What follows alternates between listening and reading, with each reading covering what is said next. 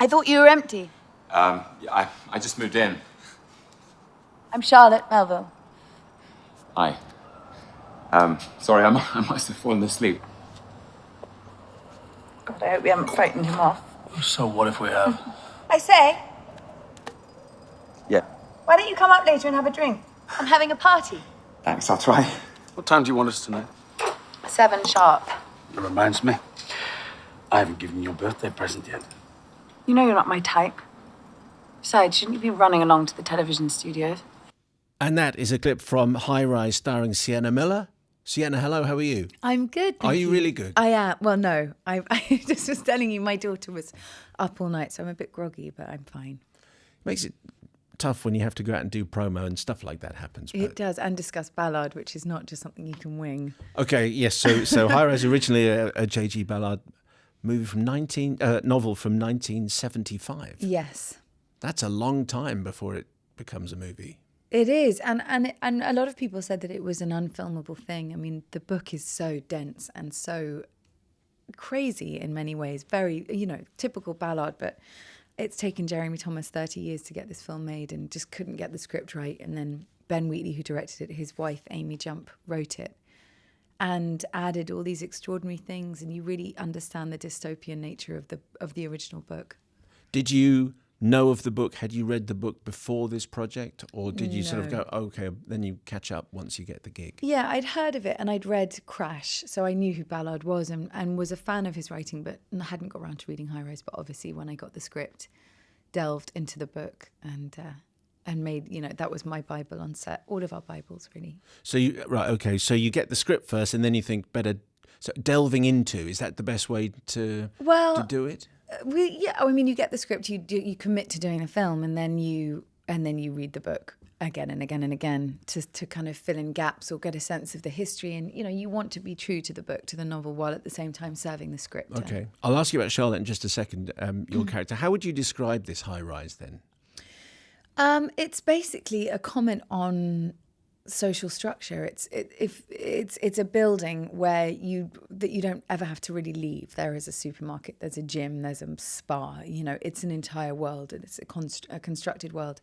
And depending on where you live, it kind of defines who you are in a class system. It's a metaphor for the class system. So the people on the top floors are the upper classes, and vice versa. And it's kind of a dystopian look at the future. What would happen if people were all put together in this kind of environment? Obviously, the film ends with that amazing Thatcher speech, and a lot of what Ballard was writing about ended up happening.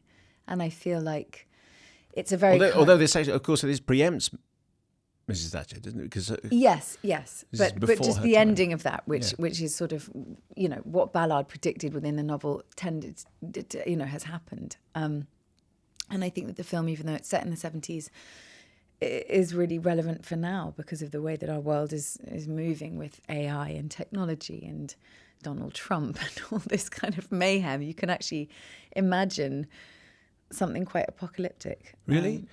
Because obviously, without spoiling anything, obviously, but it suggests that the social fabric is very thin and that it could all break down. And do you really think that that's... I think it's definitely food for thought. I think with artificial intelligence and technology, jobs are going to become less and less. I think global warming is going to cause problems in terms of food and water and how people respond with limited resources, and what happens to people under pressure. I mean, it doesn't necessarily mean everyone's living in a high rise, exactly how this is, but I do think that I do feel like we are destroying things, and it will be interesting to see how people behave, and people with more money and more access and the response of the people who don't have that. I mean, even the borders being flooded with immigrants, it's all, you see these kind of threads of characteristics within humanity and human nature, and obviously it's extreme, but it's food for thought. However bad it gets, I don't want to live in this high-rise block. I don't want to eat a dog either.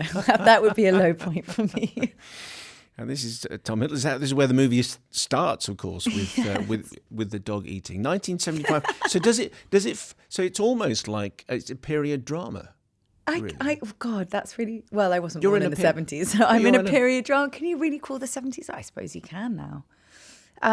Yeah, but that might be misleading. I mean, No, there are no corsets. No. Actually, there are in the party scene, but Yes, but the party scene is not a kind of party that you'd want to be invited to. Really, no, is it? it's very dark, and it really doesn't hold back, and it will be polarizing. And I Yes. think that something like this should be, and that's exciting. You know, Ben really delivered on a film that I think Ballard would have approved of. So explain into that apocalyptic nightmare vision that you have. Explain how Charlotte, your character, fits in. She is she's in the middle, and she's quite mercurial and detached, and I think fundamentally really selfish. She can quite easily move between the upper and lower floors, and is attractive and kind of sexual, and uses that in predatory ways to get what she wants. But she's someone who is a middle class, I suppose. And when we see you, I think the first time we see you, you're having a good look at Tom Hiddleston. Good look at naked Tom Hiddleston, yeah. I mean, which I think a lot of people would be envious of. Because although this is a British indie movie, very much a British indie movie, you've got a top flight cast. Yes, yeah. I think Jeremy Thomas, our producer, is one of the most loved and brave, bold producers out there. And I think pretty much any actor would jump to be in a Ben Wheatley film. So this is the first time he was actually given a budget. The cast was extraordinary. And Tom obviously is a huge movie star.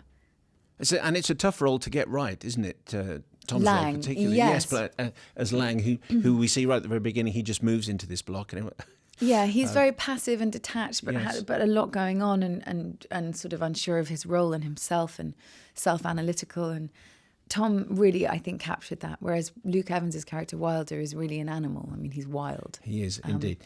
You seem to have made quite a feature of working with some fantastic filmmakers. You've mentioned Ben Wheatley a number of times. It is very much his movie. Just explain what it's like being on a Ben Wheatley movie like this.